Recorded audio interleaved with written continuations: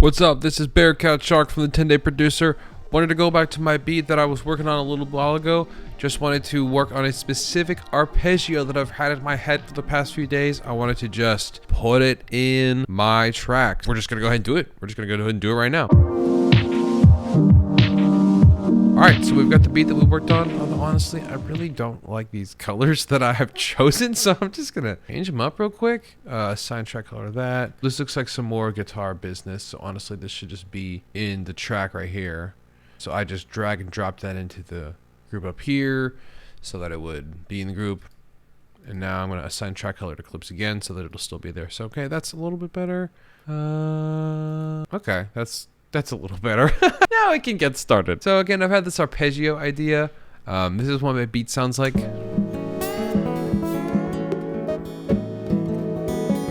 So I'm just gonna go ahead and open up. So I'm gonna go search for wavetable, which is a great trusty old synth. So I'm gonna just click that in and drag that down to underneath my tracks. And what that's gonna do is that's just gonna create a new track right here already. Before I go much further, I want to give you a quick tip about something that I use every single time that I am in arrangement view, which is currently the view that we're looking at right now. What I will do is I will use my hotkeys all the time. And my hotkeys are just using your keys on your computer without having to do like a command or a control first. What I'm going to do right now is I'm going to just quickly zoom into this clip. So I have this clip selected, but it's like really kind of far away, right? So what I do is I'm just going to push Z on my keyboard. Look at that. Boom. It just like made it super big and made it super easy to see. And I did that pushing Z. And this works because my MIDI keyboard is toggled off. The way that we can tell our MIDI keyboard is toggled off is if we go up here. Look at this. I'm going to zoom in a little bit. See this keyboard up here? See this thing?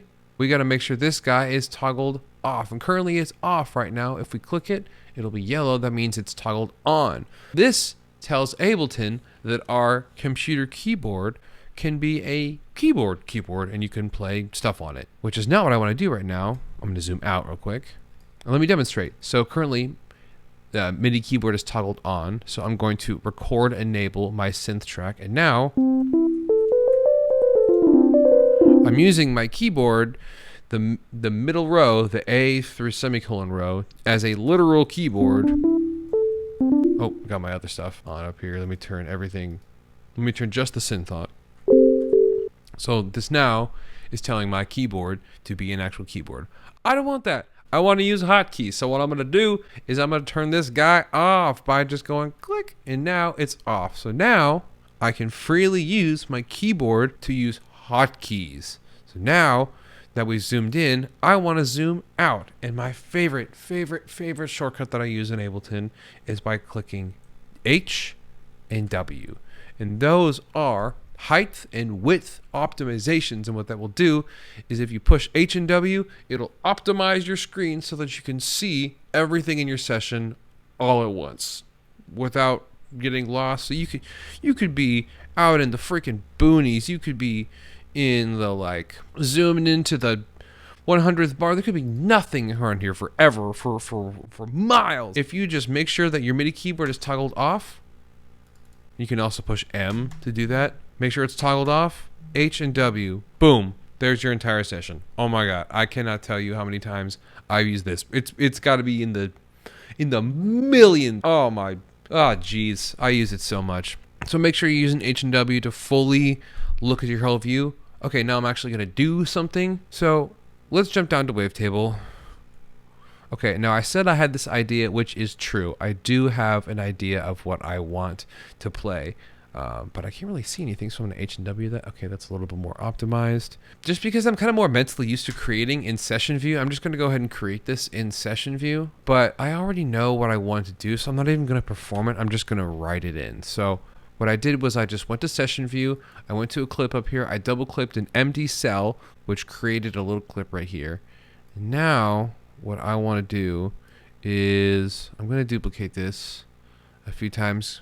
because I know that my arpeggio idea is at least 4 bars. So let's start with 4 bars and see how that goes. Okay, I'm gonna turn B.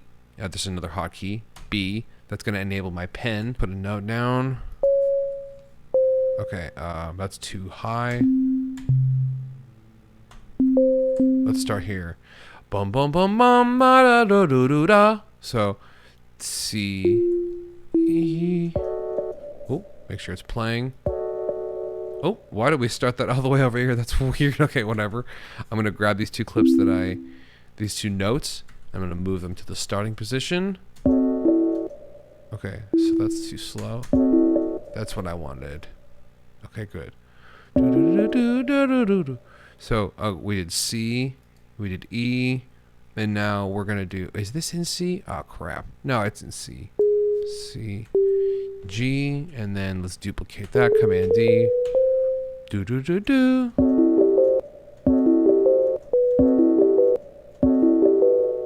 Do do do do.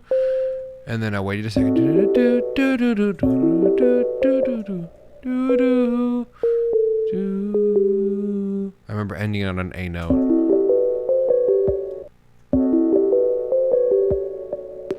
Do do do do do do.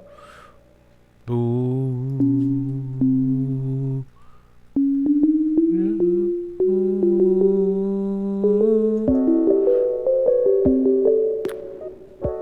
Okay.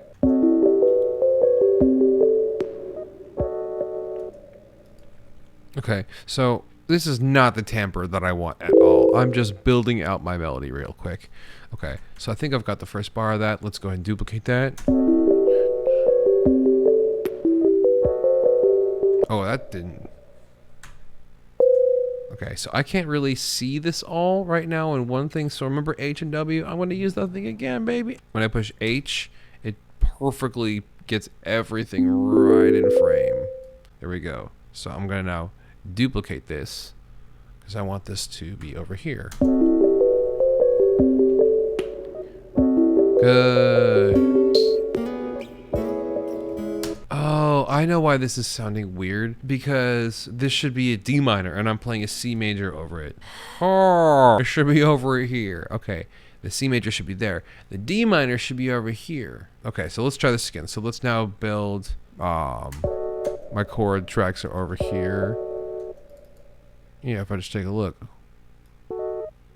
Oh, plus it's in the wrong key. Well, dingity dongity, I've been writing this in C major and this song is in E. So that's really going to be some conflicting harmony right there. Oh my. All right, I can do this though. I can use my music theory brain real quick. So let's go ahead and just select all of these because I know that they all need to be moved. So I'm in C right now. So this needs to be in E. So what I'm going to do is I'm going to move it up and then move it down an octave. So we're first starting on C. So my first note is C and my first note needs to be in E. So I'm just going to move this up one semitone at a time until we get to E. So we're at C right now. C sharp, D, D sharp, E. And now let's take this whole thing down an octave by doing shift, down arrow. Okay, cool. This is weird to do without a keyboard, but I know my music theory, so I'm going to be able to do this. Since this is going to be the second chord in our scale of E major, the second chord is going to be an F sharp minor, so I'm going to build this kind of arpeggio off of the F sharp minor over here. So let's start. I need to build an F sharp minor chord. So over here, and then I did that, and then just a normal 5. Oh, and then I got to do a flat 7 because this is a minor chord. So normally the natural 7 would be here, but we're going to do, whoa, chill out, Garrett. Okay, that's our tonic. That's the flat 7 we need. Oh, so yeah, that sounds good already. So put it up, pause. Do, do, do.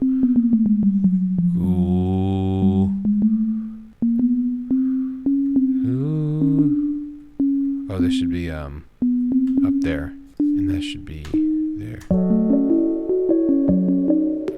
Oh, is that right now? Okay, so we're in E major, so this note is a D sharp, which is right. That's cool. That works for E major. That's sick, actually. So I'm actually going to just kind of zoom out real quick, and I'm going to, whoa, cowboy, come on now. That's right. If you just hold Option and scroll up and down, you can like do this whole thing. Look at that. Woo. All right, that's nice. So I'm gonna grab this whole thing, and I want to duplicate it. Move it over.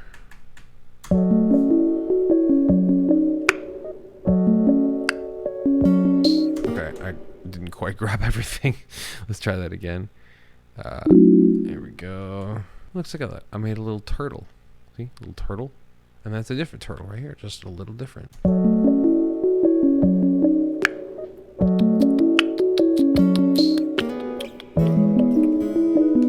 What's up? Okay.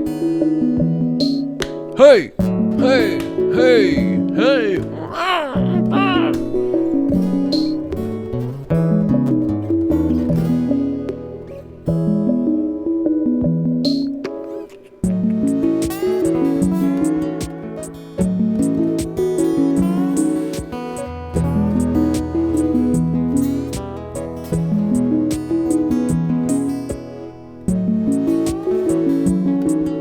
Okay, whatever. Let's just focus on this right now. So let's go back to wavetable.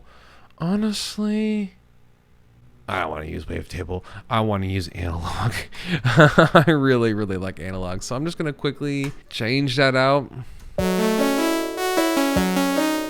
Okay, cool. So that's what we're starting with now. What I am going for is like a real thick, juicy, nasty, blubbery, but tight kind of arpeggio, what I'm going for. So here's what we're going to do. We are going to achieve this by probably using 2 oscillators and probably doing some detuning, and we're going to find some wave shapes that work for us. What I'm just going to do, let's create some broad strokes. So this is, again, this is analog, Ableton's analog-based style subtractive synthesizer, and subtractive synths are your kind of regular they're the more popular synths, like your Moog synths or your like the popular analog based synthesizers. That's what this one is based off of. So if we start all the way to the left of this plugin, that's going to be our oscillators right here. Usually Ableton only has one oscillator. No, it has both of them going right now. It's just a filter. There's only one filter going. One big broad thing that I'm going to do right off the top is my second oscillator.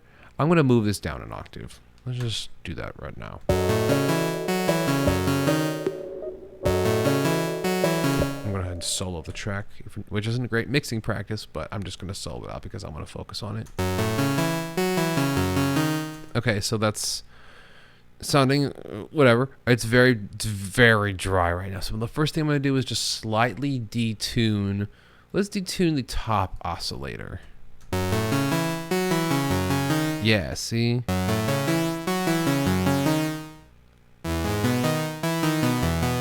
Already we're getting some more color. We're getting a little bit more like harmonic squeeze, kind of. It's a weird describe, but it's just, we got some juice. We got some juice. Oh, yeah. Okay, so that's already sounding great. I'd like to change the filter attack time a little bit. Let's see what happens over here. So I just moved my cursor over to the filter section, which is right here. And this is controlling the filter that both oscillators are currently going through. And they are going through this filter at this envelope. And if you're unfamiliar with the term envelope is like, I mean, you can literally think of an envelope. You put a letter inside of an envelope, and then that envelope is sent to someone else. And whatever condition the envelope is in is basically how you're going to read the package. And that's really what this thing does. So there's a few tools in our audio envelopes that we talk about a lot, which is attack, decay, sustain, and release. And attack... oh, come on. There's another video on this. So I'm going to keep it focused right now. But attack is how fast we hear something at first. So what I'm going to do is I want to make our attack be a little slower, so it's like kind of like wah, wah, wah, wah, wah, wah, wah. So it's got a little bit of time to generate the sound. And I think since this is all the way up, yeah.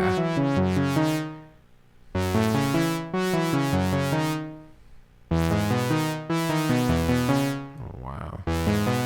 Let's create a longer release.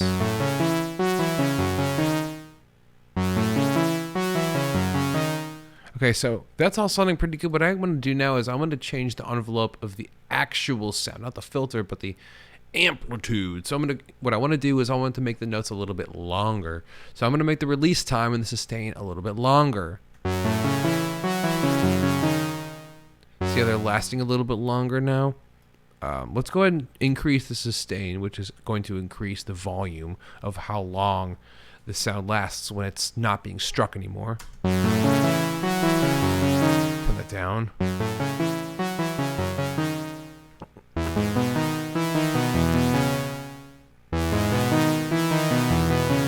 Okay, so here's what I'm thinking.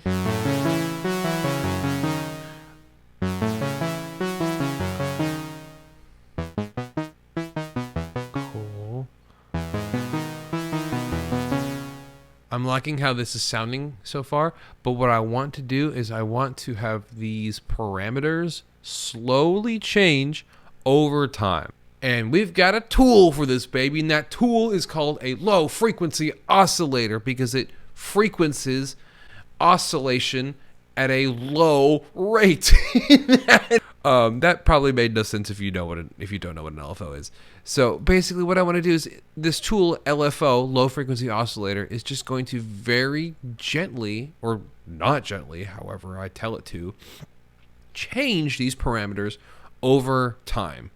And I have a hard time working with the LFO inside of this plugin. So what I'm going to do is I'm going to do something kind of sneaky, and I'm going to type in LFO to my browser, and I'm going to drag this LFO plugin right after my software synthesizer. We're going to load. All right. Now this plugin is great. So currently it is January of 2024. Live 12 is just around the corner, and their LFO tool is new and it looks amazing, and I'm really excited about it. But that's just where we're at right now. I've been using the LFO tool for this one for years. It's incredible. So this is my LFO tool. This is just simply an LFO. See this like line?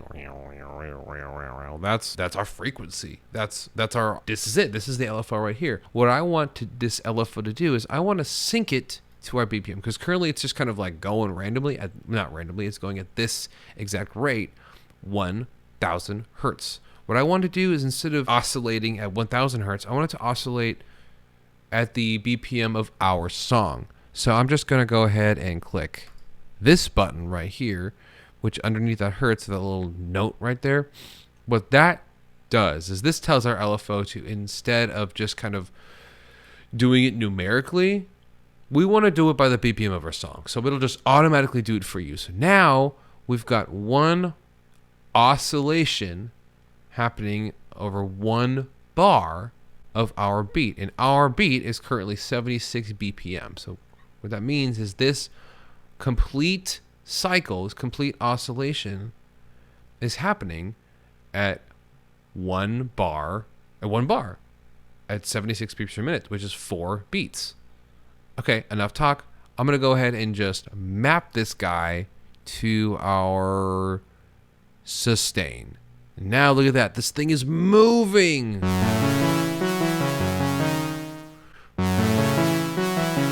Although it's moving kind of crazily right now. So what I want to do is I want to chill it out. Okay, so that was kind of crazy. So I want to chill it out a little bit.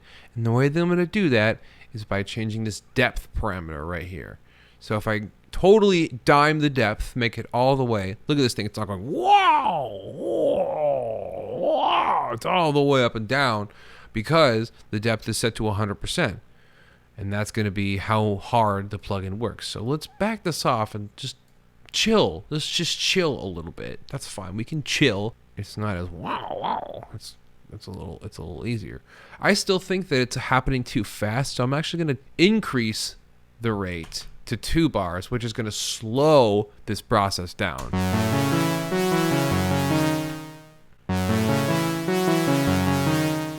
Okay, I think that that's not really doing what I want it to right now. So let's just kind of go nuts right here. I'm going to go, so our LFO is shaped to a sine wave right now, which basically just means you're like nice, soft, up and down curve. I'm going to make it like a freaking line going up because I want to increase my sustain over time. So it's going to start nice and quiet, and then it's going to develop over the course of 2, maybe 4 bars. Let's start with 2 bars. Let's bring the depth up too. Here we go. Yeah, it's rising. Hear that? It's like getting bigger over time. That's really cool.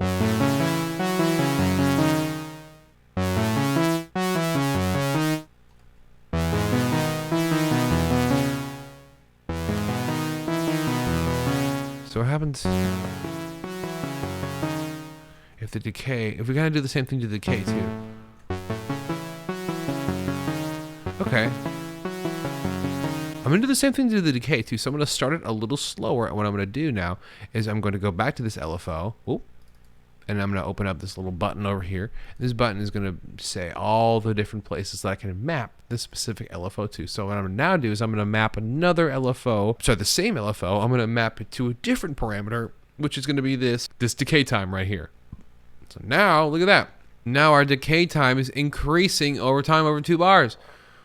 Woo! It's going kind of nuts right now, so I'm gonna decrease the depth over here. So if we just take a look at this view of LFO right now, this is our min and this is our max.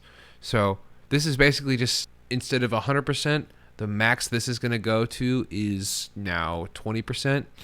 So it's gonna just do a lot less work. I mean, look how much that's not working anymore. But what I want to do actually is I want it to work. I want it to be a little longer, so I'm going to increase this and increase this as well so that the range isn't so big, but it's also a range where I want it to be, because before it was just too small. It was too small. So if I just kind of mess with this, keep it where okay.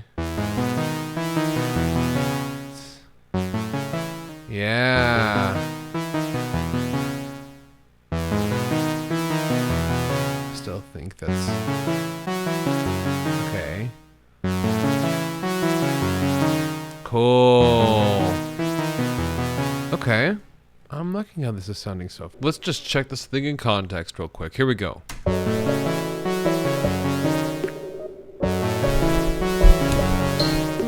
Okay, so this is pretty angry and pretty in my face right now. I don't really want it to be so in my face and so angry right now. So I'm gonna go back to it and I'm gonna take the filter down a little bit.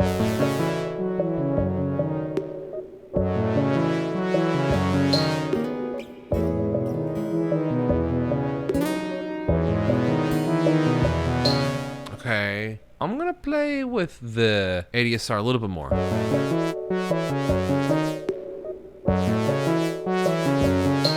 Okay, so I'm going to keep my LFO train going, and I'm going to put a little bit of an LFO on the release as well. Have that kind of just slowly increase over time.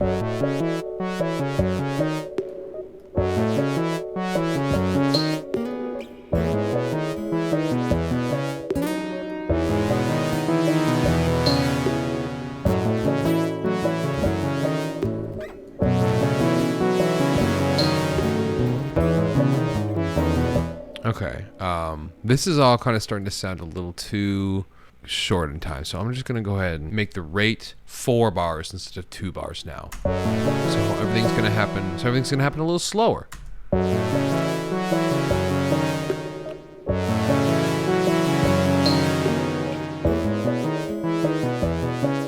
Okay, that's 2 bars now. Back 2 bars from 4.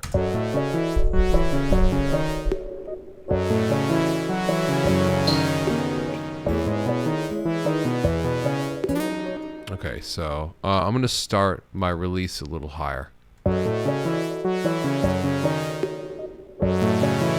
then I'm going to turn the depth of this whole thing down just a little bit.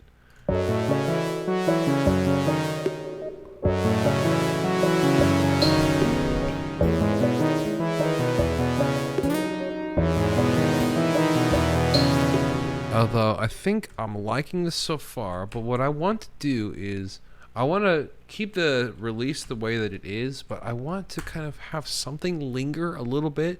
So I'm just going to add a little delay, have it be set, be kind of fast. I'm going to turn the filter on because I really want to just keep the focus on my main synthesizer, but I'm still just going to have some stuff going. Let's see how this sounds.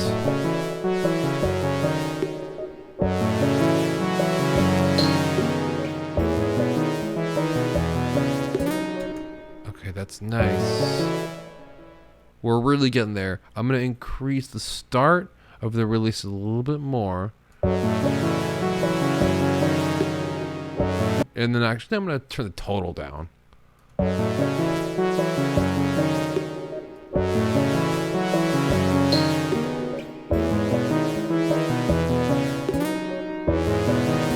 Cool. Okay, that's sounding good. Let's just kind of play just the drums in this real quick. I want to see how that sounds. No, don't do that. Just here, I'm going to play a blank scene. There we go.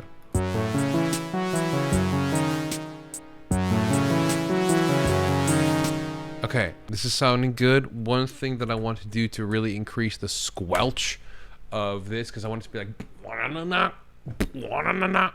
to really react with the drums, is I'm just going to go ahead and put a big fat sidechain on it. So what I'm going to do is I'm going to open up the sidechain, put sidechain on here. I'm going to have the audio receive information from my drum kit. I'm not even going to bother putting it at an EQ. We're just going to do it over the whole thing right now. Yeah, dude.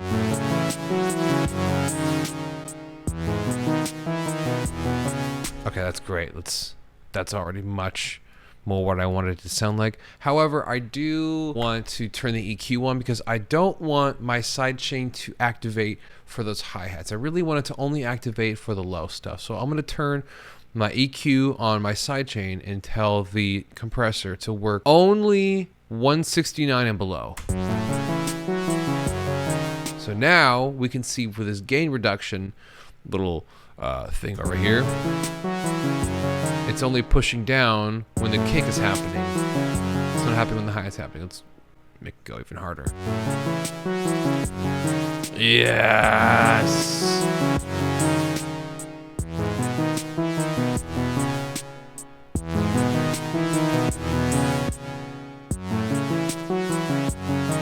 Cool. How's the sound against the 4 on the floor?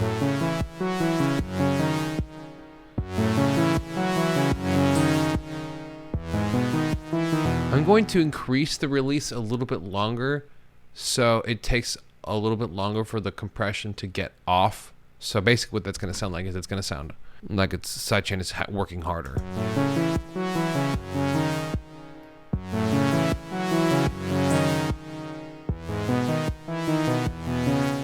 All right, how does this sound in entirety of context? In entirety of context, it's not going to sound because that's not there. So let's just go ahead and put this right here real quick. See how this sounds. So I'm going to drop this in there.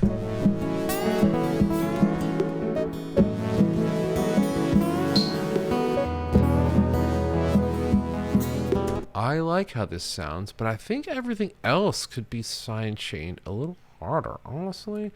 So let's just do this real quick. Let's group these two let's group the keyboards together and say keys. And let's make them all pink because that's a cute color. And then let's make this lead guitar. Let's drop this into this group right here, but let's keep its color. Okay, so now that we've got two big groups. Oh, now we actually have two big groups. We've got our key group and we've got our guitar group. Let's go ahead and play compression. So now what I'm going to do is I'm just going to go ahead and bypass the compressor that we were just working on this new synth. And let's go ahead and label it as such. New synth.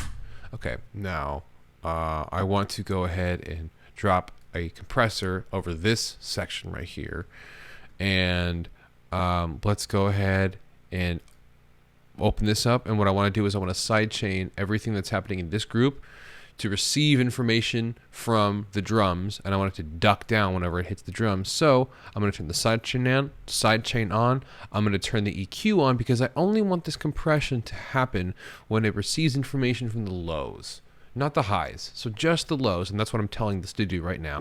Oh, it's not working because I didn't tell the compressor to receive information from anywhere. Audio from. Let's make this actually from somewhere. Okay, now it's going to actually receive drums from our drum kit. Here we go.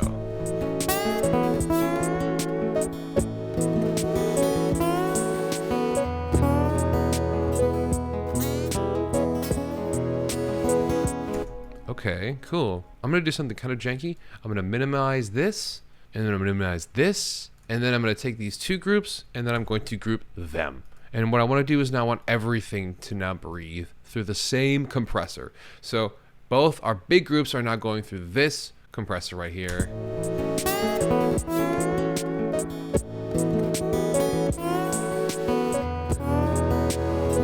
Cool. Okay, it's breathing a lot better together, but I really don't like how this lead guitar track is sounding. It really needs more compression. It really needs to be controlled more. So let's just go ahead and like, here we go.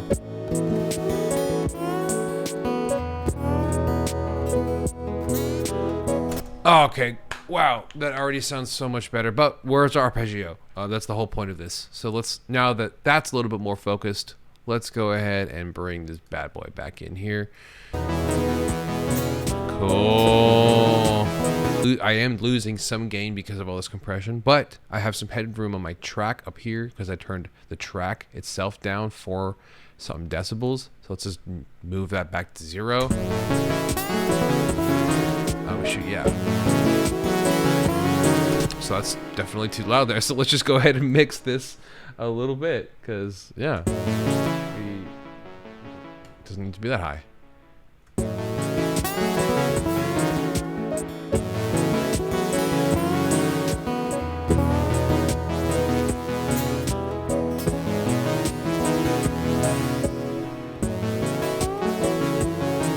And then just for fun, I'm just gonna like duplicate the channel real quick.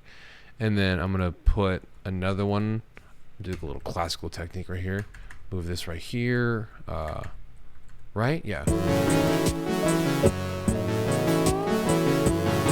Yeah.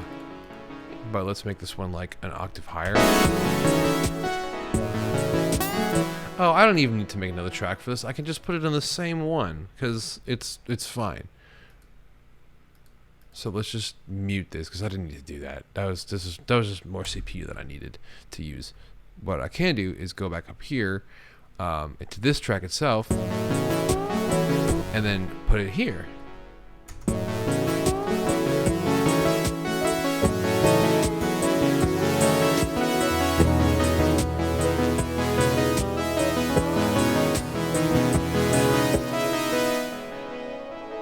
Cool. Okay, great. So actually what I want to do is I'm going to split the delay and have one of the channels be 2, one of the channels be 4.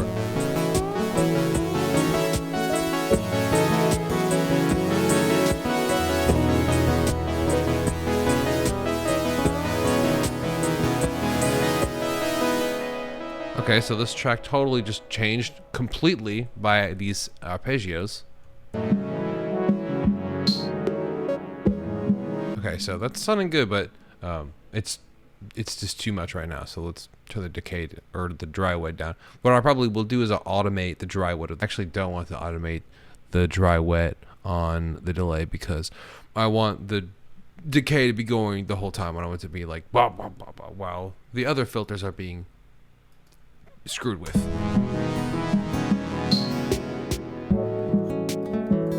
Yeah. Okay, and then real quick, because I'm just, that snare is just so dry. Let's just put a real quick little baby delay on it because I just can't take it anymore. I just can't do it. Okay, that's way too much delay. I don't want that much. So what I want to do is it's in stereo. The delay for the snare is in stereo. I want to turn that off by turning ping pong off. Okay, so it's kind of getting there, but that's still too much. Let's turn the dry wet down.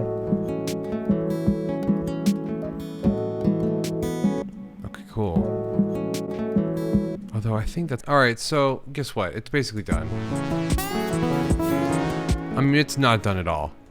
But I did add the arpeggio in, and I'm pretty happy with that. And we learned a lot along the way. We learned about H&W. We learned about a lot of good stuff. So I'm just going to go ahead and leave it at that. Thank you so much for watching again. This is Garrett.